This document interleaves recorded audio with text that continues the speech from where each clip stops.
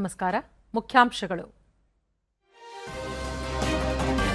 ವಿವಿಧ ಕ್ಷೇತ್ರಗಳ ಸಾಧಕರಿಗೆ ರಾಷ್ಟ್ರಪತಿಯವರಿಂದ ಪದ್ಮ ಗೌರವ ಪ್ರದಾನ. ಪ್ರಧಾನಿ ಸೇರಿ ಗಣ್ಯರ ಉಪಸ್ಥಿತಿ. ಎಸ್ಎಸ್ಎಲ್ಸಿ ಪರೀಕ್ಷಾ ಫಲಿತಾಂಶ ಪ್ರಕಟ. 73.4% ವಿದ್ಯಾರ್ಥಿಗಳು ಉತ್ತೀರ್ಣ. ಉಡುಪಿಗೆ ಪ್ರಥಮ ಸ್ಥಾನ. ಬರಗಾಲ ನಿರ್ವಹಣೆಯಲ್ಲಿ ರಾಜ್ಯ ಸರ್ಕಾರ ವಿಫಲ. ಅಂಗನವಾಡಿ ಕೇಂದ್ರಗಳಿಗೆ ಕಳಪೆ ಆಹಾರ ಪೂರೈಕೆ ಸಲ್ಲ. ಆರ್ ಅಶೋಕ.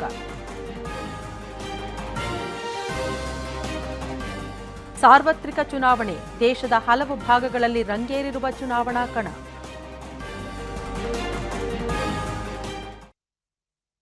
ವಾರ್ತೆಗಳ ವಿವರ. ವಿವಿಧ ಕ್ಷೇತ್ರಗಳಲ್ಲಿ ವಿಶಿಷ್ಟ ಸಾಧನೆ ಮಾಡಿದ ಸಾಧಕರಿಗೆ 2ನೇ ಚರಣದಲ್ಲಿ ರಾಷ್ಟ್ರಪತಿ ದ್ರೌಪದಿ ಮುರ್ಮು ಇಂದು ಅತ್ಯುನ್ನತ ನಾಗರಿಕ ಪ್ರಶಸ್ತಿಗಳಾದ ಪದ್ಮ ಪುರಸ್ಕಾರಗಳನ್ನು ರಾಷ್ಟ್ರಪತಿ ಭವನದಲ್ಲಿ ಪ್ರದಾನ ಮಾಡುತ್ತಿದ್ದಾರೆ. ಈ ಸಂದರ್ಭದಲ್ಲಿ ಉಪರಾಷ್ಟ್ರಪತಿ ಜಗದೀಪ್ ಧನ್ಕರ್, ಪ್ರಧಾನಿ ನರೇಂದ್ರ ಮೋದಿ, ರಾಜ್ಯಸಭೆ ಉಪಸಭಾಪತಿ ಹರಿವಂಶ್, ಕೇಂದ್ರ ಸಚಿವರಾದ ಅಮಿತ್ ಶಾ, ಡಾ ಎಸ್ ಜಯಶಂಕರ್, ಕಿರಣ್ ರಿಜಿಜು ಮತ್ತಿತರ ಗಣ್ಯರು ಉಪಸ್ಥಿತರಿದ್ದಾರೆ. ರಾಷ್ಟ್ರಪತಿ ಅವರು 2 ಪದ್ಮ ವಿಭೂಷಣ, 9 ಪದ್ಮಭೂಷಣ ಮತ್ತು 55 ಪದ್ಮಶ್ರೀ ಪ್ರಶಸ್ತಿಗಳನ್ನು ಸಾಧಕರಿಗೆ ಪ್ರದಾನ ಮಾಡಿ ಗೌರವಿಸುತ್ತಿದ್ದಾರೆ. ಕಲಾವಿದೆ ಡಾ ವೈಜಯಂತಿ ಮಾಲಾ ಬಾಲಿ, ಖ್ಯಾತ ಚಿತ್ರನಟ ಚಿರಂಜೀವಿ ಅವರಿಗೆ ಪದ್ಮ ವಿಭೂಷಣ ಪ್ರಶಸ್ತಿ ನೀಡಿ ಗೌರವಿಸಲಾಯಿತು.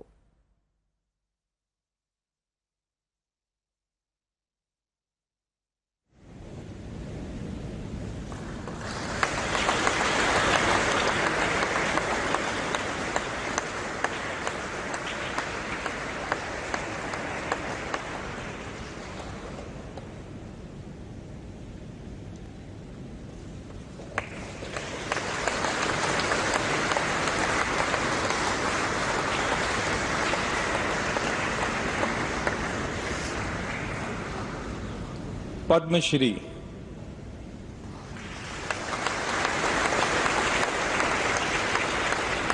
ಮರಣೋತ್ತರವಾಗಿ justice Fathima Beevi, Thogdan Rinpoche, captain Vijayakanth ಅವರಿಗೆ ಹಾಗೂ ಹೊರ್ ಮುಸ್ಜಿ ಎನ್ ಕಾಮ, ಡಾ ಅಶ್ವಿನ್ ಬಾಲ್ಚಂದ್ ಮೆಹ್ತಾ, ಸತ್ಯವ್ರತ್ ಮುಖರ್ಜಿ, ಓ ರಾಜಗೋಪಾಲ್, ಕುಂದನ್ ವ್ಯಾಸ್ ಅವರಿಗೆ ಪದ್ಮಭೂಷಣ ಪ್ರಶಸ್ತಿ ನೀಡಿ ಗೌರವಿಸಲಾಯಿತು.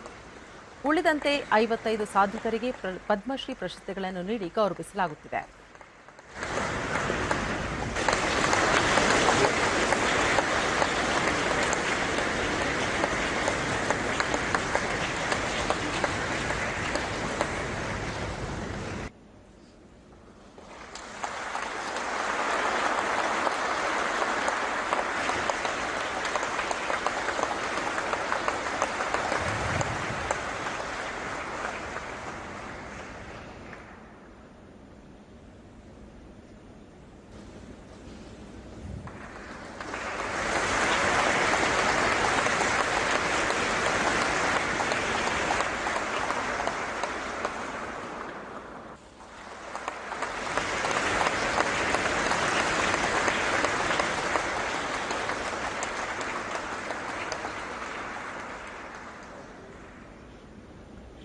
श्री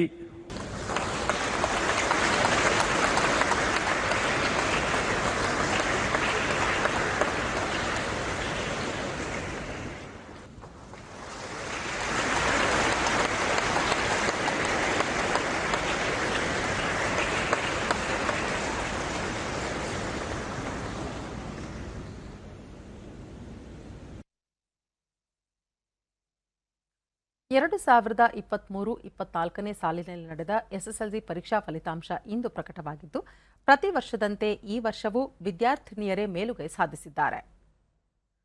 ಬೆಂಗಳೂರಿನ ರಾಜ್ಯ ಪರೀಕ್ಷಾ ಮಂಡಳಿಯಲ್ಲಿಂದು ಕರ್ನಾಟಕ ಶಾಲಾ ಪರೀಕ್ಷೆ ಮತ್ತು ಮೌಲ್ಯ ನಿರ್ಣಯ ಮಂಡಳಿ ಅಧ್ಯಕ್ಷೆ ಮಂಜುಶ್ರೀ ಫಲಿತಾಂಶದ ವಿವರಗಳನ್ನು ಒದಗಿಸಿ, ಒಟ್ಟಾರೆ 73.40% ವಿದ್ಯಾರ್ಥಿಗಳು ಉತ್ತೀರ್ಣರಾಗಿದ್ದಾರೆ.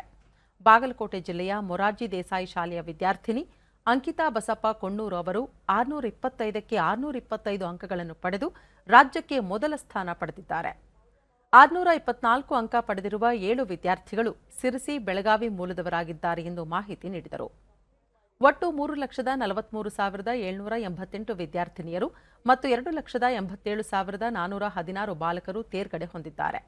ನಗರ ಪ್ರದೇಶದಲ್ಲಿ ಈ ಬಾರಿ 72.83% ವಿದ್ಯಾರ್ಥಿಗಳು ಉತ್ತೀರ್ಣರಾಗಿದ್ದಾರೆ. ಗ್ರಾಮೀಣ ಪ್ರದೇಶದಲ್ಲಿ ಶೇಕಡಾ 74.17 ವಿದ್ಯಾರ್ಥಿಗಳು ತೇರ್ಗಡೆ ಹೊಂದಿದ್ದು, ಸರ್ಕಾರಿ ಶಾಲೆಗಳಲ್ಲಿ ಶೇಕಡಾ 72.46 ವಿದ್ಯಾರ್ಥಿಗಳು ಹಾಗೂ ಅನುದಾನಿತ ಶಾಲೆಗಳಲ್ಲಿ ಶೇಕಡಾ 72.22 ವಿದ್ಯಾರ್ಥಿಗಳು ಉತ್ತೀರ್ಣರಾಗಿದ್ದಾರೆ ಎಂದು ತಿಳಿಸಿದರು.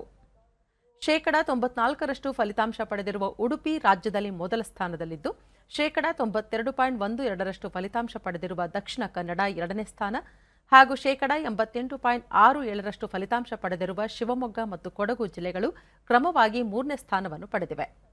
ಶೇಕಡಾ 50.59ರಷ್ಟು ಫಲಿತಾಂಶ ಪಡೆದಿರುವ ಯಾದಗಿರಿ ಜಿಲ್ಲೆಯು ಕೊನೆಯ ಸ್ಥಾನದಲ್ಲಿದೆ ಎಂದು ಮಾಹಿತಿ ನೀಡಿದರು.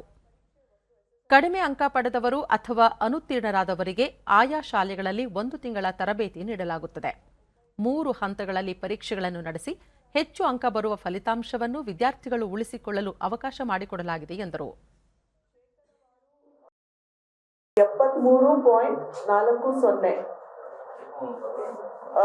ಇದೇ ಮೊದಲನೇ ಬಾರಿಗೆ ಸಿಸಿಟಿವಿ ಕಣ್ಗಾವಲಿನಲ್ಲಿ ನಾವು ವೆಬ್ಕಾಸ್ಟಿಂಗ್ ಮಾಡೋದ್ರ ಮುಖಾಂತರ ಶಾಲಾ ಎಲ್ಲ ಪರೀಕ್ಷಾ ಕೇಂದ್ರಗಳಲ್ಲಿ ಸಿಸಿಟಿವಿ ಸರ್ವೇಲೆನ್ಸ್ ಮಾಡಿದ್ವಿ ಮತ್ತು ಇದನ್ನ ಮೇಲ್ವಿಚಾರಣೆ ಮಾಡೋದಕ್ಕೆ ಕೂಡ ಜಿಲ್ಲಾ ಹಂತದಲ್ಲಿ ಒಂದು ನಿಯಂತ್ರಣ ಕೊಠಡಿಗಳನ್ನ ಕೂಡ ನಾವು ಸ್ಥಾಪನೆ ಮಾಡಿದ್ವಿ. ಈ ಒಂದು ಕ್ರಮವನ್ನ ಶಿಕ್ಷಕರು, ವಿದ್ಯಾರ್ಥಿಗಳು, ಪೋಷಕರು ಎಲ್ಲರೂ ಕೂಡ ಸ್ವಾಗತಿಸಿದ್ದಾರೆ. ಈ ವೇಳೆ ಶಿಕ್ಷಣ ಇಲಾಖೆ ಪ್ರಧಾನ ಕಾರ್ಯದರ್ಶಿ ರಿತೇಶ್ ಕುಮಾರ್ ಸಿಂಗ್ ಮತ್ತು ಪರೀಕ್ಷಾ ವಿಭಾಗದ ನಿರ್ದೇಶಕ ಎಚ್ ಗೋಪಾಲಕೃಷ್ಣ ಉಪಸ್ಥಿತರಿದ್ದರು. ಎಸ್ಎಸ್ಎಲ್ಸಿ ಪರೀಕ್ಷೆಯಲ್ಲಿ ರಾಜ್ಯಕ್ಕೆ ಪ್ರಥಮ ಸ್ಥಾನ ಪಡೆದಿರುವ ಬಾಗಲಕೋಟೆ ಮೆಳ್ಳಿಗೇರಿ ಮೊರಾರ್ಜಿ ವಸತಿ ಶಾಲೆಯ ವಿದ್ಯಾರ್ಥಿನಿ ಅಂಕಿತಾ ಬಸಪ್ಪ ಕೊಣ್ಣೂರು ಸಂತಸ ವ್ಯಕ್ತಪಡಿಸಿದ್ದಾರೆ. ಪಿಯುಸಿಯಲ್ಲಿ ವಿಜ್ಞಾನ ಶಿಕ್ಷಣ ಪಡೆದು ಐಎಎಸ್ ಅಧಿಕಾರಿ ಆಗಬೇಕೆಂಬ ಮಹದಾಸೆ ಹೊಂದಿರುವುದಾಗಿ ಅವರು ತಿಳಿಸಿದ್ದಾರೆ. ಅವರು ಏನು ಮಾಡ್ತಾರೆ ಈಗ? ಅವರು ಒಬ್ಬ 7th ಸ್ಟ್ಯಾಂಡರ್ಡ್ ಸರ್, ಇನ್ನೊಬ್ಬ 9th ಸ್ಟ್ಯಾಂಡರ್ಡ್. ಕಂಗ್ರಾಚುಲೇಷನ್. ಎಸ್ಎಸ್ಎಲ್ಸಿ ವಾರ್ಷಿಕ ಪರೀಕ್ಷೆ 625ಕ್ಕೆ 623 ಅಂಕ ಪಡೆದಿರುವ ಉಡುಪಿಯ ಸಹನಾ ಎನ್ ರಾಜ್ಯಕ್ಕೆ 3ನೇ ಸ್ಥಾನ ಗಳಿಸಿದ್ದಾರೆ. ತಮ್ಮ ಸಾಧನೆ ಬಗ್ಗೆ ಹರ್ಷ ವ್ಯಕ್ತಪಡಿಸಿರುವ ಅವರು ಪೋಷಕರು ಮತ್ತು ಶಿಕ್ಷಕರ ಪ್ರೋತ್ಸಾಹದಿಂದ ಈ ಸಾಧನೆ ಮಾಡಿರುವುದಾಗಿ ತಿಳಿಸಿದ್ದಾರೆ. ನಮಗೆ ಕಂಟಿನ್ಯೂಸ್ ರಿವಿಷನ್, ಪ್ರಿಪರೇಟರಿ ಎಕ್ಸಾಮ್ಸ್ ಎಲ್ಲ ಮಾಡ್ತಿದ್ರು. ಕ್ವಶನ್ ಪೇಪರ್ ರಿವಿಷನ್ಸ್ ಮಾಡ್ತಿದ್ರು. ಮತ್ತು ಟೆಕ್ಸ್ಟ್ ಬುಕ್ ಎಲ್ಲ ಹೆಚ್ಚು ಓದಲು ತುಂಬ ಪ್ರೋತ್ಸಾಹಿಸ್ತಿದ್ರು. ಮತ್ತು ನಮಗೆ ಇಲ್ಲಿ ಸ್ಕೂಲಲ್ಲಿ ಮೆಂಟರ್ಸ್ ಎಲ್ಲ ಮಾಡ್ತಿದ್ರು. ಸೊ ಅವರ ನಮಗೆ ಕಂಟಿನ್ಯೂಸ್ ಆಗಿ ನಮ್ಮದು ಸ್ಟಡಿಗೆ ಫೋಕಸ್ ಆಗಿರಲಿಕ್ಕೆ ತುಂಬ ಹೆಲ್ಪ್ ಮಾಡ್ತಿದ್ರು. ಎಸ್ಎಸ್ಎಲ್ಸಿ ಪರೀಕ್ಷೆಯ ಫಲಿತಾಂಶ ಪ್ರಕಟವಾಗಿದ್ದು, ಉತ್ತರ ಕನ್ನಡ ಜಿಲ್ಲೆ ಶಿರಸಿಯ 3 ವಿದ್ಯಾರ್ಥಿಗಳು 2ನೇ ಸ್ಥಾನ, ಓರ್ವ ವಿದ್ಯಾರ್ಥಿ 3ನೇ ಸ್ಥಾನ ಪಡೆದಿದ್ದಾರೆ. ಶಿರಸಿ ನಗರದ ಮಾರಿಕಾಂಬಾ ಸರ್ಕಾರಿ ಪ್ರೌಢಶಾಲೆಯ ವಿದ್ಯಾರ್ಥಿನಿ ದರ್ಶನ್ ಭಟ್, ಬೈರುಂಬೆಯ ಶಾರದಾಂಬಾ ಪ್ರೌಢಶಾಲೆಯ ವಿದ್ಯಾರ್ಥಿ ಶ್ರೀರಾಮ ಹೆಗಡೆ ಮತ್ತು ಗೋಳಿ ಸಿದ್ಧಿವಿನಾಯಕ ಪ್ರೌಢಶಾಲೆಯ ವಿದ್ಯಾರ್ಥಿ ಚಿನ್ಮಯಿ ಹೆಗಡೆ ರಾಜ್ಯಕ್ಕೆ 2ನೇ ಸ್ಥಾನ ಗಳಿಸಿದ್ದಾರೆ. ದೂರದರ್ಶನದೊಂದಿಗೆ ಚಿನ್ಮಯಿ ಎಸ್ಎಸ್ಎಲ್ಸಿ ಫಲಿತಾಂಶದಲ್ಲಿ ರಾಜ್ಯಕ್ಕೆ 2ನೇ ಸ್ಥಾನ ಪಡೆದಿರುವುದು ಸಂತಸ ತಂದಿದೆ. ಪೋಷಕರು ಮತ್ತು ಶಿಕ್ಷಕರ ಸಹಕಾರದಿಂದ ಇದು ಸಾಧ್ಯವಾಯಿತು ಎಂದರು. ಬಹಳ ಚೆನ್ನಾಗಿ ನಮಗೆ ಪಾಠಗಳನ್ನು ಹೇಳಿಕೊಟ್ಟಿದ್ದಾರೆ. ಹಾಗೆಯೇ ನನ್ನ ಎಲ್ಲ ಪ್ರಶ್ನೆಗಳಿಗೂ ಯಾವುದೇ ಬೇಸರವಿಲ್ಲದೆ ಸರಿಯಾಗಿ ಉತ್ತರಿಸಿದ್ದಾರೆ. ಹಾಗೆ ನನ್ನ ಎಲ್ಲ ಸಂದೇಹಗಳನ್ನು ಸಂಪೂರ್ಣವಾಗಿ ನಿವಾರಿಸಿದ್ದಾರೆ. ನಮ್ಮ ಮನೆಯಲ್ಲಿಯೂ ಸಹ ನನಗೆ ಓದಲಿಕ್ಕೆ ಮತ್ತು ಆ ಕ್ಷೇತ್ರದಲ್ಲಿ ಸಾಧನೆ ಮಾಡಲಿಕ್ಕೆ ಬಹಳ ಪ್ರೋತ್ಸಾಹ ದೊರೆತಿದೆ. ಇದಕ್ಕೆ ಮತ್ತೋರ್ವ ವಿದ್ಯಾರ್ಥಿ ದರ್ಶನ್ ಭಟ್ ಯಾವುದೇ ಪ್ರತ್ಯೇಕ ತರಗತಿಗಳಿಗೆ ಹೋಗದೆ ಶಾಲೆಯಲ್ಲಿ ಕಲಿಸಿದ್ದನ್ನು ಮನೆಯಲ್ಲಿ ಅಭ್ಯಾಸ ಮಾಡಿದ್ದು 625ಕ್ಕೆ 624 ಅಂಕ ಗಳಿಸಿದ್ದೇನೆ ಎಂದರು. ಮಾಡೋ ತನಕ ನಮ್ಗೆ ಹೇಳ್ಕೊಡ್ತಿದ್ದು. ಸೊ ಇದರಿಂದ ನಮ್ಗೆ ಆ ಕಾನ್ಸೆಪ್ಟ್ ಕ್ಲಾರಿಟಿ ಸಿಕ್ತಿತ್ತು. ಇದರಿಂದಾಗೆ ನಮ್ಮ ಕ್ವಶನ್ಸ್ ಎಲ್ಲ ಸಾಲ್ವ್ ಮಾಡಲಿಕ್ಕೆ ಆಗ್ತಿತ್ತು. ಮತ್ತು ಅಷ್ಟೇ ಅಲ್ಲ, ಎಕ್ಸಾಮ್ ಟೈಮಲ್ಲಿ ಅಥವಾ ಎಕ್ಸಾಮ್ಗಿಂತ ಮುಂಚೆನೆ ನಮಗೆ ಮಾಡೆಲ್ ಪೇಪರ್ ಎಲ್ಲ ಕಳಿಸಿ ಮತ್ತು ಅದರಲ್ಲಿ ಕ್ವಶನ್ಸ್ ಗೊತ್ತಾಗಲಿಲ್ಲ ಅಂದರೆ ಸಾಲ್ವ್ ಮಾಡಿಸಿ ನಮ್ಮನ್ನು ಸಿಕ್ಕಾಪಟ್ಟೆ ಎಕ್ಸಾಮಿಗೆ ಪ್ರಿಪೇರ್ ಮಾಡಿಸಿದಾಗಿತ್ತು ಎಲ್ಲ ಟೀಚರ್ಸ್ಗಳು. ಏನೇ ಸಾಧನೆ ಶ್ರೀರಾಮ ದಿನಕ್ಕೆ 3 ಗಂಟೆ ಕಾಲ ಶ್ರದ್ಧೆಯಿಂದ ಅಭ್ಯಾಸ ಮಾಡಿದ್ದು ಉತ್ತಮ ಅಂಕ ಗಳಿಸಲು ಸಾಧ್ಯವಾಗಿದೆ ಎಂದರು. ಬೈರುಂಬೆ ಹೈಸ್ಕೂಲ್ ಅಂತ ಇಲ್ಲೇ ಬರುತ್ತೆ. ಅದು ಒಂದು ಅರ್ಧ ಕಿಲೋಮೀಟ್ರ್ 3/4 ಕಿಲೋಮೀಟ್ರ್ ಆಗ್ಬೋದು. ಟೀಚರ್ಸ್ ಎಲ್ಲ ತುಂಬ ಸಪೋರ್ಟಿವ್ ಆಗಿದ್ರು. ಬೇರೆ ಬೇರೆ ಬುಕ್ಸ್ ಕೊಡೋದಿರ್ಬೋದು, ರೆಫರೆನ್ಸ್ ಬುಕ್ಸು, ಯಾವ್ದಾವ್ದನ್ನ ಸ್ಟಡಿ ಮಾಡಬೇಕು, ಯಾವ ಮಟೀರಿಯಲ್ಸು, ಆ ಥರ ಎಲ್ಲ ತುಂಬ ಗೈಡ್ ಮಾಡ್ತಿದ್ರು. ಪಾಠ ಕಲಿಸ್ತಾನೆ 1 ಮಾರ್ಕ್ಸಿಂದು ಯಾವ್ಯಾವ್ದು ಬರ್ಬೋದು ಆ ಥರ ಎಲ್ಲ ಅಂಡರ್ಲೈನ್ ಮಾಡಿಸ್ಕೊಡ್ತಿದ್ರು. ಎಸ್ಎಸ್ಎಲ್ಸಿ ಪರೀಕ್ಷೆಯಲ್ಲಿ 625ಕ್ಕೆ 624 ಅಂಕ ಪಡೆಯುವ ಮೂಲಕ ರಾಜ್ಯದಲ್ಲಿ ದ್ವಿತೀಯ ಸ್ಥಾನ ಪಡೆದ ಬೆಳಗಾವಿ ಜಿಲ್ಲೆಯ ಕಾಗವಾಡ ತಾಲೂಕಿನ ಶೇಡಬಾಳ ಗ್ರಾಮದ ಸುಬಲಸಾಗರ ಪ್ರೌಢಶಾಲಾ ವಿದ್ಯಾರ್ಥಿ ಸಿದ್ಧಾಂತ ಗಡಿಗೆಯನ್ನು ಶಿಕ್ಷಣ ಇಲಾಖೆ ಉಪನಿರ್ದೇಶಕ ಮೋಹನ್ ಕುಮಾರ್ ಹಂಚಾಟೆ ಅಭಿನಂದಿಸಿದರು. ಇದೇ ಸಂದರ್ಭದಲ್ಲಿ ಶಾಲೆಯ ಶಿಕ್ಷಕರು, ವಿದ್ಯಾರ್ಥಿಗಳು ಕೂಡ ಪ್ರತಿಭಾನ್ವಿತ ವಿದ್ಯಾರ್ಥಿಯನ್ನು ಅಭಿನಂದಿಸಿ ಭವಿಷ್ಯದಲ್ಲಿ ಇನ್ನಷ್ಟು ಸಾಧನೆ ಮಾಡುವಂತೆ ಶುಭ ಹಾರೈಸಿದರು.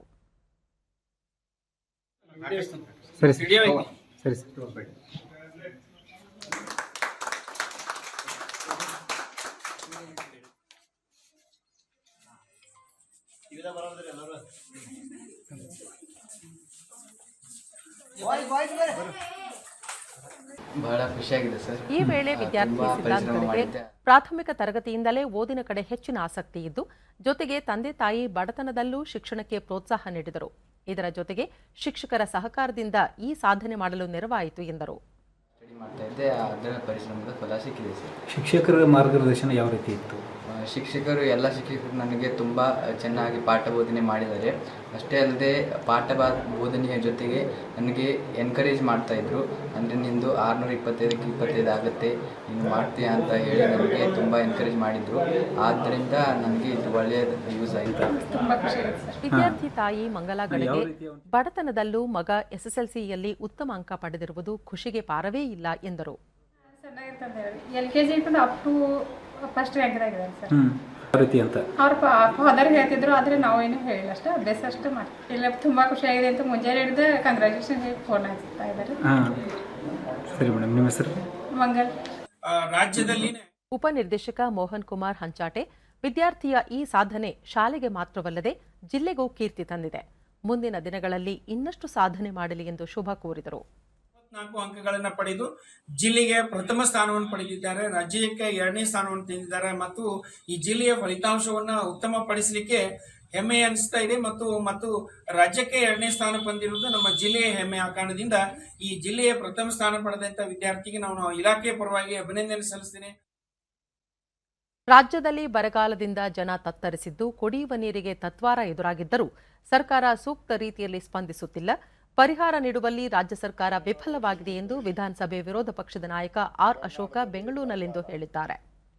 ಸುದ್ದಿಗೋಷ್ಠಿಯಲ್ಲಿಂದು ಅವರು, ರಾಜ್ಯದ ಅಂಗನವಾಡಿಗಳಲ್ಲಿ ಕಳಪೆ ಆಹಾರ ಪೂರೈಕೆ ಮಾಡಲಾಗುತ್ತಿದೆ, ಆಂಬ್ಯುಲೆನ್ಸ್ ಚಾಲಕರಿಗೆ ವೇತನ ಪಾವತಿಸಿಲ್ಲ, ಜೊತೆಗೆ ಗುತ್ತಿಗೆದಾರರಿಗೆ ಬಾಕಿ ಇರುವ ಬಿಲ್ ಮೊತ್ತ ನೀಡಿಲ್ಲ. ರಾಜ್ಯದಲ್ಲಿ ಅನೇಕ ಸಮಸ್ಯೆಗಳಿದ್ದರೂ ಮುಖ್ಯಮಂತ್ರಿ ಸಿದ್ದರಾಮಯ್ಯ ನೇತೃತ್ವದ ಸರ್ಕಾರ ಸೂಕ್ತ ರೀತಿಯಲ್ಲಿ ಸ್ಪಂದಿಸುತ್ತಿಲ್ಲ ಎಂದು ಆರೋಪಿಸಿದರು. ಕಾಂಗ್ರೆಸ್ ಪಕ್ಷದ ಮುಖಂಡ ಸ್ಯಾಮ್ ಪಿತ್ರೋಡಾ ಅವರ ಜನಾಂಗೀಯ ನಿಂದನೆ ಹೇಳಿಕೆಯನ್ನು ಬಿಜೆಪಿ ಬಲವಾಗಿ ಖಂಡಿಸಲಿದೆ. ದಕ್ಷಿಣ ಭಾರತದ ಜನರು 5,000 ವರ್ಷಗಳ ಇತಿಹಾಸ ಹೊಂದಿದ್ದಾರೆ. ಇದನ್ನು ತಿಳಿಯದೆ ದಕ್ಷಿಣ ಭಾರತದವರನ್ನು ಆಫ್ರಿಕನ್ನರು ಎಂದು ಹೇಳುವ ಮೂಲಕ ಶಾಂತಿಯ ತೋಟವನ್ನು ಕದಡಿದ್ದಾರೆ ಎಂದು ಆಕ್ಷೇಪಿಸಿದರು. ಸರಿಯಾಗಿ ಆಹಾರ ಕೊಡ್ತಾ ಇಲ್ಲ ಅಂತೇಳಿ ಈ ಬಾರಿ 2 ಲಕ್ಷಕ್ಕೂ ಹೆಚ್ಚು ಮಕ್ಕಳು ಜಾಯ್ನ್ ಆಗದೆ ನಿಲ್ಲಿಸ್ಬಿಟ್ಟಿದ್ದಾರೆ. ಮತ್ತು ಕಾಂಟ್ರಾಕ್ಟರ್ಗಳು, ಕರ್ನಾಟಕದ ಬೆಂಗಳೂರು ಮಹಾನಗರ ಪಾಲಿಕೆ ಕಾಂಟ್ರಾಕ್ಟರ್ಗಳು, ನಾವು ಕೆಲಸನೆಲ್ಲ ಸ್ಥಗಿತ ಮಾಡಿದಿರಿ, ಬಿಲ್ ಕೊಟ್ಟಿಲ್ಲ ಅಂದ್ರೆ ನಾವು ಕೆಲಸ ಮಾಡಲ್ಲ ಅಂತ ಕೆಲಸನ ಸ್ಥಗಿತ ಮಾಡಿದ್ದಾರೆ. ಇಲ್ಲಿ ಅಭಿವೃದ್ಧಿ ಕಾರ್ಯ ಆಗ್ತಾ ಇಲ್ಲ. ಇವಾಗೇನು ಹೇಳ್ತೀರಾ? ಅವ್ರ ಬಣ್ಣ ಕಪ್ಪಲ್ಲ, ನೀವು ಹೇಳಿದ್ದೀರಾ ನಾವೆಲ್ಲ ಆಫ್ರಿಕಾದವರು ಅಂತ. ನಿಮ್ಮದು ಒರಿಜಿನಲ್ ಪ್ಲೇಸನ್ನು ನಿಮ್ಮ ಅಂತಾರಾಷ್ಟ್ರೀಯ ಕಾಂಗ್ರೆಸ್ಸಿನ ಅಧ್ಯಕ್ಷರು, ಅಫಿಷಿಯಲ್ ಅಧ್ಯಕ್ಷರು ಅವಾಗ ಅನೌನ್ಸ್ ಮಾಡಿದಾಗ ಅವರು ಘೋಷಣೆ ಮಾಡಿಬಿಟ್ಟಿದ್ದಾರೆ. ಈ ರೀತಿ ಜನಾಂಗೀಯ ದ್ವೇಷ ಮಾಡುವಂಥ ಇಂಥ ಕಾಂಗ್ರೆಸ್ಸಿನ ಪಿತೂರಿ ಈ ದೇಶದಲ್ಲಿ ದೇಶವನ್ನು ಒಡಕುಂಟು ಮಾಡಿ ಜನರ ಮಧ್ಯೆ ಚರ್ಮದ ಬಣ್ಣದ ಮೇಲೆ ಅವರನ್ನು ಅಳೆಯುವಂಥ ಒಂದು ಹೀನಾಯ ಸಂಸ್ಕೃತಿಗೆ ಕಾಂಗ್ರೆಸ್ ಬಂದಿದೆ. ಕಾಂಗ್ರೆಸ್ ಅವ್ರಿಗೆ ಮಾನ ಮರ್ಯಾದೆ ಏನು ನನಗನ್ಸ್ತತೆ ಏನು ಕಾಣಿಸಲ್ಲ. ಹಾಸನ ಸಂಸದ ಪ್ರಜ್ವಲ್ ರೇವಣ್ಣ ಅವರ ಪ್ರಕರಣಕ್ಕೆ ಸಂಬಂಧಿಸಿದಂತೆ ಪೆನ್ ಡ್ರೈವ್ ಹಂಚಿಕೆ ಮಾಡಿರುವುದರ ಹಿಂದೆ ಉಪಮುಖ್ಯಮಂತ್ರಿ ಡಿಕೆ ಶಿವಕುಮಾರ್ ಕೈವಾಡವಿದ್ದು, ಅವರನ್ನು ಸಂಪುಟದಿಂದ ಕೈಬಿಡುವಂತೆ ಮುಖ್ಯಮಂತ್ರಿಗಳಿಗೆ ಸೂಚಿಸಬೇಕು ಎಂದು ಒತ್ತಾಯಿಸಿ ಜೆಡಿಎಸ್ ನಿಯೋಗ ರಾಜ್ಯಪಾಲ ಥಾವರ್ಚಂದ್ ಗೆಹ್ಲೋಟ್ ಅವರಿಗೆ ಇಂದು ಮನವಿ ಸಲ್ಲಿಸಿದೆ. ಈ ಕುರಿತಂತೆ ಜೆಡಿಎಸ್ ಪಕ್ಷದ ರಾಜ್ಯಾಧ್ಯಕ್ಷ H D Kumaraswamy, core committee ಅಧ್ಯಕ್ಷ ಜಿಟಿ ದೇವೇಗೌಡ ಸೇರಿದಂತೆ ಜೆಡಿಎಸ್ ಶಾಸಕರು, ಮಾಜಿ ಶಾಸಕರ ನಿಯೋಗ ರಾಜ್ಯಪಾಲರನ್ನು ಭೇಟಿ ಮಾಡಿ ಮನವಿ ಸಲ್ಲಿಸಿದೆ. ಪೆನ್ ಡ್ರೈವ್ ಹಂಚಿಕೆ, ಸಾಮಾಜಿಕ ಜಾಲತಾಣದಲ್ಲಿ ವಿಡಿಯೋ ಹರಿಬಿಟ್ಟವರ ವಿರುದ್ಧ ಕ್ರಮ ಕೈಗೊಳ್ಳಲು ರಾಜ್ಯ ಸರ್ಕಾರ ವಿಫಲವಾಗಿದೆ. ಹಾಸನ ಪೊಲೀಸ್ ಠಾಣೆಯಲ್ಲಿ ದಾಖಲಾಗಿರುವ ಪ್ರಕರಣಕ್ಕೆ ಸಂಬಂಧಿಸಿದಂತೆ ತಪ್ಪಿತಸ್ಥರ ವಿರುದ್ಧ ಸೂಕ್ತ ಕ್ರಮ ಕೈಗೊಳ್ಳಬೇಕೆಂದು ಮನವಿ ಮಾಡಿದ್ದಾರೆ. ಪ್ರಕರಣ ಸಂಬಂಧ ರಾಜ್ಯ ಸರ್ಕಾರ ವಿಶೇಷ ತನಿಖಾ ತಂಡ ರಚನೆ ಮಾಡಿದ್ದು, ಈ ತಂಡ ರಾಜ್ಯ ಸರ್ಕಾರದ ಪರವಾಗಿ ಕೆಲಸ ಮಾಡುತ್ತಿದೆ. ಇದರಿಂದ ಸಂತ್ರಸ್ತರಿಗೆ ನ್ಯಾಯ ಸಿಗುವುದಿಲ್ಲ. ಹೀಗಾಗಿ ಅಗತ್ಯ ಕ್ರಮ ಕೈಗೊಳ್ಳಲು ರಾಜ್ಯ ಸರ್ಕಾರಕ್ಕೆ ನಿರ್ದೇಶನ ನೀಡುವಂತೆ ನಿಯೋಗ ರಾಜ್ಯಪಾಲರಿಗೆ ನೀಡಿರುವ ಪತ್ರದಲ್ಲಿ ತಿಳಿಸಿದೆ. ರಾಜ್ಯ ವಿಧಾನ ಪರಿಷತ್ತಿನ 6 ಸ್ಥಾನಗಳಿಗೆ ಜೂನ್ 3ರಂದು ಚುನಾವಣೆ ನಡೆಯಲಿದ್ದು, ಇಂದಿನಿಂದ ನಾಮಪತ್ರ ಸಲ್ಲಿಕೆ ಪ್ರಕ್ರಿಯೆ ಆರಂಭವಾಗಿದೆ. ಈಶಾನ್ಯ ಪದವೀಧರ ಕ್ಷೇತ್ರ, ನೈಋತ್ಯ ಪದವೀಧರ, ಬೆಂಗಳೂರು ಪದವೀಧರ, ಆಗ್ನೇಯ ಶಿಕ್ಷಕರ, ನೈಋತ್ಯ ಶಿಕ್ಷಕರ ಮತ್ತು ದಕ್ಷಿಣ ಶಿಕ್ಷಕರ ಕ್ಷೇತ್ರಗಳಿಗೆ ಚುನಾವಣೆ ನಡೆಯಲಿದೆ.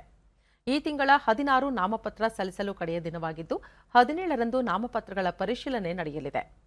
ನಾಮಪತ್ರ ವಾಪಸ್ ಪಡೆಯಲು ಇದೇ 20 ಕೊನೆಯ ದಿನವಾಗಿದ್ದು, ಜೂನ್ 3ರಂದು ಮತದಾನ ನಡೆಯಲಿದೆ.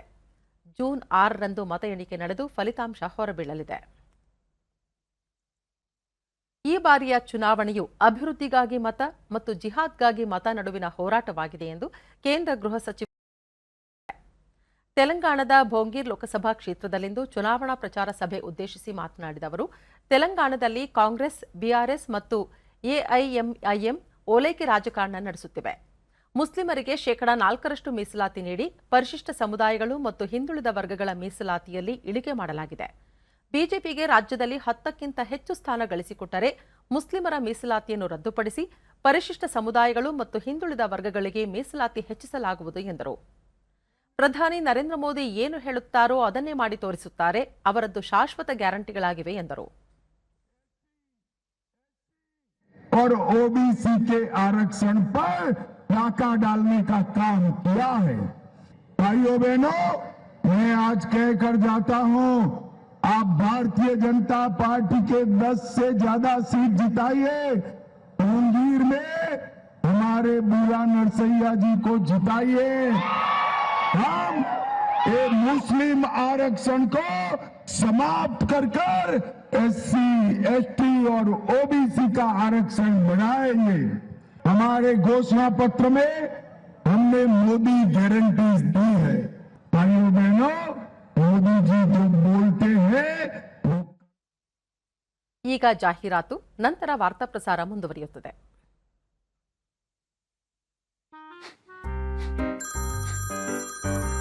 ಸರ್, ನಿಮ್ KYC ಅಪ್ಡೇಟ್ ಮಾಡಬೇಕಿದೆ, ಇಲ್ಲಾಂದ್ರೆ ಅಕೌಂಟ್ ಮತ್ತು ATM ಕಾರ್ಡ್ ಬ್ಲಾಕ್ ಆಗುತ್ತೆ. ಎಚ್ಚರಿಕೆ ಎಚ್ಚರಿಕೆ 2.5 ಕೋಟಿ ಬಹುಮಾನ ನನಗೆ. ನೋಡಿ, ಅಪರಿಚಿತ ಕರೆಗಳು, ನಕಲಿ ಇಮೇಲ್ಸ್, ಲಿಂಕ್ಸ್ ಮತ್ತು ಖೋಟಾ ಆಪ್ಸ್ ನಿಂದ ನಿಮ್ಮ ಪಿನ್, OTP, ಪಾಸ್ವರ್ಡ್ ಯಾವತ್ತೂ ಯಾರೊಂದಿಗೂ ಶೇರ್ ಮಾಡಬೇಡಿ. ನೀವು ಎಚ್ಚರಿಕೆಯಿಂದ ಇದ್ದರೆ ನಷ್ಟವಾಗದು. RBI ಹೇಳುತ್ತೆ, ಜಾಣರಾಗಿರಿ, ಜಾಗರೂಕರಾಗಿರಿ.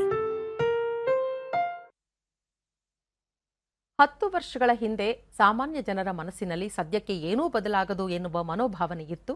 ಆದರೆ ಪ್ರಧಾನಿ ನರೇಂದ್ರ ಮೋದಿ ನೇತೃತ್ವದ ಸರ್ಕಾರ ಇದನ್ನು ದೂರ ಮಾಡಿದೆ ಎಂದು ಬಿಜೆಪಿ ರಾಷ್ಟ್ರೀಯ ಅಧ್ಯಕ್ಷ JP ನಡ್ಡಾ ತಿಳಿಸಿದ್ದಾರೆ. ಮಧ್ಯಪ್ರದೇಶದ ಚಿತ್ರಕೂಟದಲ್ಲಿ ಚುನಾವಣಾ ಪ್ರಚಾರ ನಡೆಸಿದ ಅವರು, ಒಬ್ಬರ ಮೇಲೆ ಮತ್ತೊಬ್ಬರನ್ನು, ಒಂದು ಪ್ರಾಂತ್ಯದ ಮೇಲೆ ಮತ್ತೊಂದು ಪ್ರಾಂತ್ಯವನ್ನು ಎತ್ತಿಕಟ್ಟಿ ಮತಬ್ಯಾಂಕ್ ರಾಜಕಾರಣ ಮಾಡಲಾಗುತ್ತಿತ್ತು. ಪ್ರಧಾನಿ ನರೇಂದ್ರ ಮೋದಿ ಆಡಳಿತಕ್ಕೆ ಬಂದ ನಂತರ ಭಾರತದ ರಾಜಕೀಯದಲ್ಲಿ ಆಮೂಲಾಗ್ರ ಬದಲಾವಣೆ ಉಂಟಾಗಿದೆ.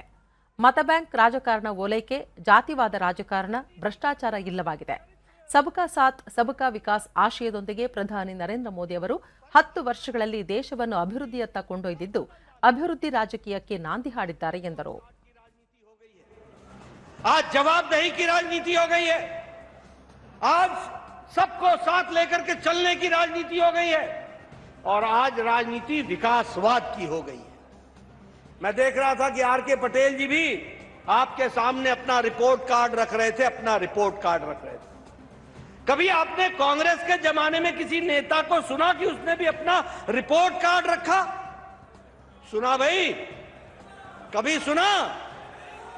ये संस्कृति मोदी जी की संस्कृति है, रिपोर्ट कार्ड की राजनीति। जो कहा था वो किया है, जो नहीं कहा था वो भी करके दिया है। इस तरीके ಕಾಂಗ್ರೆಸ್ ನಾಯಕ ರಾಹುಲ್ ಗಾಂಧಿ ಸ್ಪರ್ಧಿಸಿರುವ ಉತ್ತರ ಪ್ರದೇಶದ ರಾಯ್ಬರೇಲಿಯಲ್ಲಿ ಪಕ್ಷದ ನಾಯಕಿ ಪ್ರಿಯಾಂಕಾ ಗಾಂಧಿ ವಾದ್ರಾ ಇಂದು ಪ್ರಚಾರ ನಡೆಸಿದರು. ಕಾಂಗ್ರೆಸ್ ಅಧಿಕಾರಕ್ಕೆ ಬಂದರೆ ರೈತರ ಕೃಷಿ ಸಾಲ ಮನ್ನಾ ಸೇರಿದಂತೆ ಚುನಾವಣೆಗೂ ಮುನ್ನ ನೀಡಿರುವ ಎಲ್ಲಾ ಭರವಸೆಗಳನ್ನು ಈಡೇರಿಸಲಾಗುವುದು. ಈಗಾಗಲೇ ಕರ್ನಾಟಕ ಸೇರಿದಂತೆ ಕಾಂಗ್ರೆಸ್ ಅಧಿಕಾರದಲ್ಲಿರುವ ರಾಜ್ಯಗಳಲ್ಲಿ ಜನರಿಗೆ ಭರವಸೆಗಳನ್ನು ಈಡೇರಿಸಲಾಗಿದೆ ಎಂದರು. कि जो गारंटी हमने चुनाव से पहले दी थी क्या हमने उनको पूरी की कि नहीं।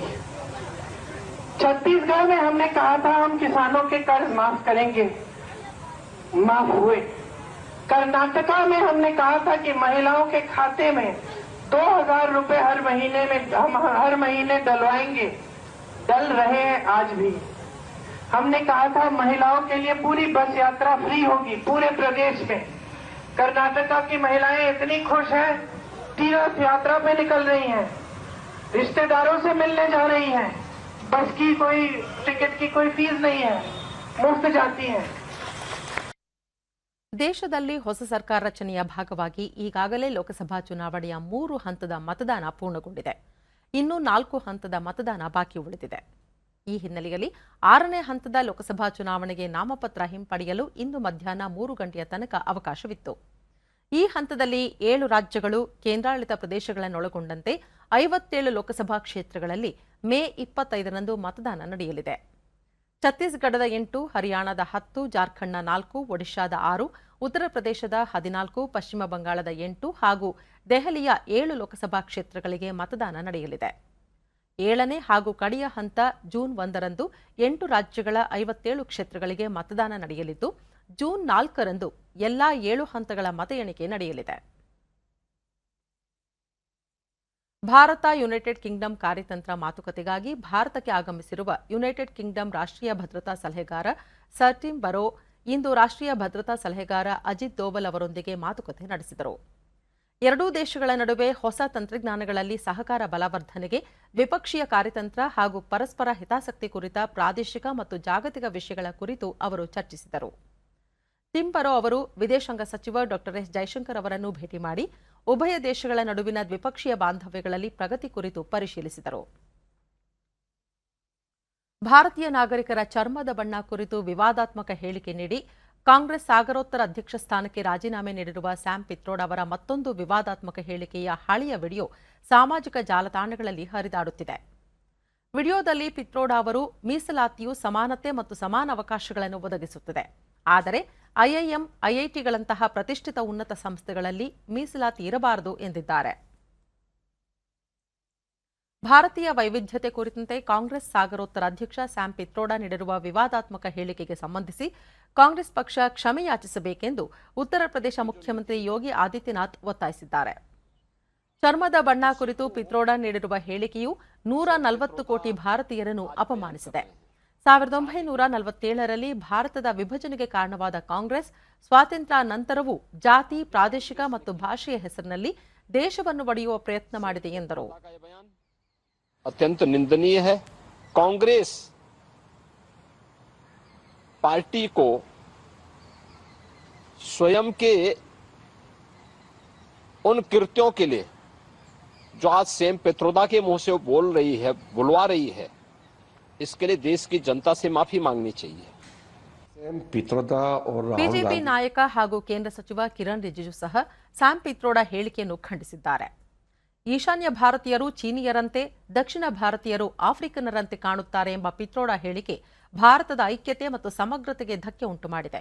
ಪಿತ್ರೋಡಾ ಆಲೋಚನೆಗಳು ಮತ್ತು ರಾಹುಲ್ ಗಾಂಧಿ ಆಲೋಚನೆಗಳು ಒಂದೇ ರೀತಿಯಾಗಿವೆ ಎಂದು ಟೀಕಿಸಿದ್ದಾರೆ. अब फिर राहुल गांधी का जो एडवाइजर हैं सैम पित्रोदा कहते हैं कि नॉर्थ ईस्ट के लोग तो चाइनीज जैसे हैं, साउथ इंडियन लोग तो अफ्रीकन जैसे हैं। इस तरह का जो बयानबाजी है इसको आप लाइटली नहीं लेना चाहिए। और एक महत्वपूर्ण बात मैं आपको बताना चाहता हूं, कांग्रेस का बाकी नेता कुछ भी कह ले और इस जो वक्ता है इससे अपने आप को किनारे कर ले, वो बच नहीं पाएगा, क्योंकि कांग्रेस पार्टी में राहुल गांधी का सोच और सैम पित्रोदा का सोच, यही कांग्रेस पार्टी है। ಪಿತ್ರೋಡಾ ಹೇಳಿಕೆ ಕಾಂಗ್ರೆಸ್ನ ಮನಸ್ಥಿತಿಯನ್ನು ಬಹಿರಂಗಪಡಿಸುತ್ತಿದೆ ಎಂದು ಬಿಜೆಪಿ ಹಿರಿಯ ನಾಯಕ ರಾಜೀವ್ ಚಂದ್ರಶೇಖರ್ ಆರೋಪಿಸಿದ್ದಾರೆ. ಭಾರತ ಭೇಟಿಯಲ್ಲಿರುವ ಮಾಲ್ಡೀವ್ಸ್ ವಿದೇಶಾಂಗ ಸಚಿವ ಮೊಸ್ಸಾ ಜಮೀರ್ ಅವರೊಂದಿಗೆ ವಿದೇಶಾಂಗ ಸಚಿವ ಎಸ್ ಜೈಶಂಕರ್ ದೆಹಲಿಯಲ್ಲಿಂದು ನಿಯೋಗ ಮಟ್ಟದ ಮಾತುಕತೆ ನಡೆಸಿದರು. ಎರಡೂ ದೇಶಗಳ ನಡುವಿನ ಬಾಂಧವ್ಯ ಪರಸ್ಪರ ಹಿತಾಸಕ್ತಿ ಮತ್ತು ಸಂವೇದನಾಶೀಲತೆಯನ್ನು ಆಧರಿಸಿದೆ. ಮಾಲ್ಡೀವ್ಸ್ಗೆ ಅಭಿವೃದ್ಧಿ ನೆರವನ್ನು ನೀಡುವಲ್ಲಿ ಭಾರತ ಪ್ರಮುಖ ದೇಶವಾಗಿದೆ. ಭಾರತದ ನೆರವಿನ ಯೋಜನೆಗಳಿಂದ ಮಾಲ್ಡೀವ್ಸ್ ಜನರ ಬದುಕಿಗೆ ನೆರವಾಗಿದೆ. ಅಲ್ಲದೆ ಜೀವನದ ಗುಣಮಟ್ಟ ಸುಧಾರಣೆಗೂ ಕೊಡುಗೆ ನೀಡಿವೆ ಎಂದು ಈ ಸಂದರ್ಭದಲ್ಲಿ ಜೈಶಂಕರ್ ಹೇಳಿದ್ದಾರೆ. ತುಮಕೂರಿನ ಮಧುಗಿರಿ ತಾಲೂಕಿನ ತಾಳೆಕೆರೆಯ ನಿವೃತ್ತ ಐಎಎಸ್ ಅಧಿಕಾರಿ ಡಿ ಗಂಗಪ್ಪ ಇಂದು ಮಧ್ಯಾಹ್ನ ಹೃದಯಾಘಾತದಿಂದ ಬೆಂಗಳೂರಿನಲ್ಲಿ ನಿಧನರಾಗಿದ್ದಾರೆ. ಇವರು ತಮಿಳುನಾಡು ಕೇಡರ್ನ 1967ರ ತಂಡದ ಐಎಎಸ್ ಅಧಿಕಾರಿಯಾಗಿದ್ದರು. 1939ರಲ್ಲಿ ತಾಳೆಕೆರೆಯಲ್ಲಿ ಜನಿಸಿದ ಗಂಗಪ್ಪ ಅವರು ಬಡಕನಹಳ್ಳಿಯಲ್ಲಿ ಪ್ರಾಥಮಿಕ ಶಿಕ್ಷಣ, ಮಧುಗಿರಿಯಲ್ಲಿ ಪ್ರೌಢಶಿಕ್ಷಣ, ಬೆಂಗಳೂರಿನ ಕಾನೂನು ಕಾಲೇಜಿನಲ್ಲಿ ವಿದ್ಯಾಭ್ಯಾಸ ಮಾಡಿದ್ದರು. 1967ರಲ್ಲಿ ಐಎಎಸ್ ಅಧಿಕಾರಿಯಾಗಿ ಸೇವೆ ಆರಂಭಿಸಿದ್ದ ಡಿ ಗಂಗಪ್ಪ ಅವರು ತಂಜಾವೂರಿನಲ್ಲಿ ಜಿಲ್ಲಾಧಿಕಾರಿಯಾಗಿ ಕರ್ತವ್ಯ ನಿರ್ವಹಿಸಿದ್ದ ವೇಳೆ 150 ವರ್ಷಗಳ ಬಳಿಕ ಬಿಹತೇಶ್ವರ ದೇವಾಲಯದಲ್ಲಿ ಕುಂಭಾಭಿಷೇಕ ಆಯೋಜಿಸಿ ಖ್ಯಾತಿ ಹೊಂದಿದ್ದರು. ಹಲವು ಜನಪರ ಕೆಲಸ ಮಾಡಿ ಜನರ ಮೆಚ್ಚುಗೆಗೆ ಪಾತ್ರರಾಗಿದ್ದರು.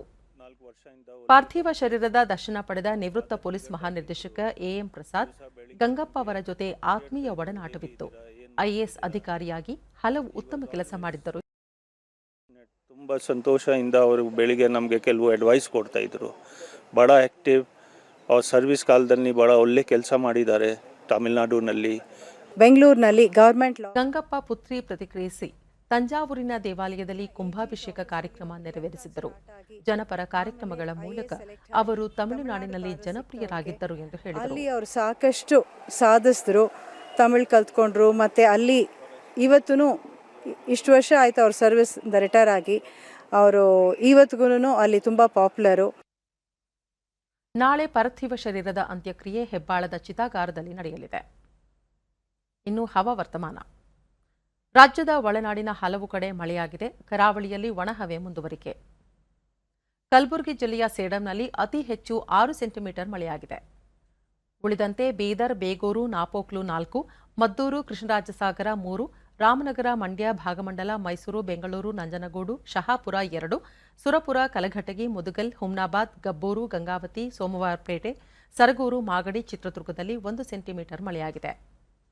ಕಲಬುರಗಿಯಲ್ಲಿ ಗರಿಷ್ಠ 41.2 ಡಿಗ್ರಿ ಸೆಲ್ಸಿಯಸ್ ತಾಪಮಾನ ದಾಖಲು. ರಾಜ್ಯದಲ್ಲಿ ಮುಂದಿನ 5 ದಿನಗಳ ಕಾಲ ಹಲವು ಭಾಗಗಳಲ್ಲಿ ಗುಡುಗು ಸಹಿತ ಮಳೆಯಾಗುವ ಸಾಧ್ಯತೆ. ಈ ವೇಳೆ ಗಂಟೆಗೆ 40ರಿಂದ 50 ಕಿಲೋಮೀಟರ್ ವೇಗದಲ್ಲಿ ಗಾಳಿ ಬೀಸುವ ನಿರೀಕ್ಷೆ. ಮುಂದಿನ 2 ದಿನಗಳಲ್ಲಿ ರಾಜ್ಯಾದ್ಯಂತ ತಾಪಮಾನ 2ರಿಂದ 4 ಡಿಗ್ರಿ ಇಳಿಕೆ ಸಾಧ್ಯತೆ. ಬೆಂಗಳೂರು ಸುತ್ತಮುತ್ತ ಭಾಗಶಃ ಮೋಡ ಕವಿದ ವಾತಾವರಣ, ಹಗುರ ಗುಡುಗು ಸಹಿತ ಮಳೆ. ಗರಿಷ್ಠ 34, ಕನಿಷ್ಠ 22 ಡಿಗ್ರಿ ಸೆಲ್ಸಿಯಸ್ ತಾಪಮಾನ ದಾಖಲು ಸಂಭವ.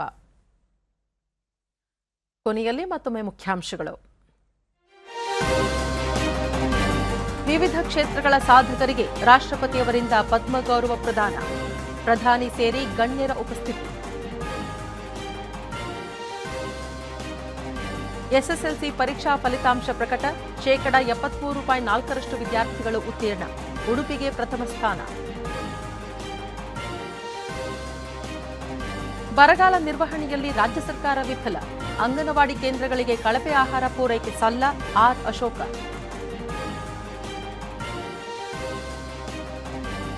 ಸಾರ್ವತ್ರಿಕ ಚುನಾವಣೆ. ದೇಶದ ಹಲವು ಭಾಗಗಳಲ್ಲಿ ರಂಗೇರಿರುವ ಚುನಾವಣಾ ಕಣ. ನಮ್ಮ ವಾರ್ತಾ ಪ್ರಸಾರವನ್ನು ನೀವು ಡಿಡಿ ಚಂದನ ನ್ಯೂಸ್ ಯೂಟ್ಯೂಬ್ ಚಾನೆಲ್ನಲ್ಲೂ ವೀಕ್ಷಿಸಬಹುದು. ನಮ್ಮ ಮುಂದಿನ ವಾರ್ತಾ ಪ್ರಸಾರ ರಾತ್ರಿ 9 ಗಂಟೆಗೆ. ನಮಸ್ಕಾರ.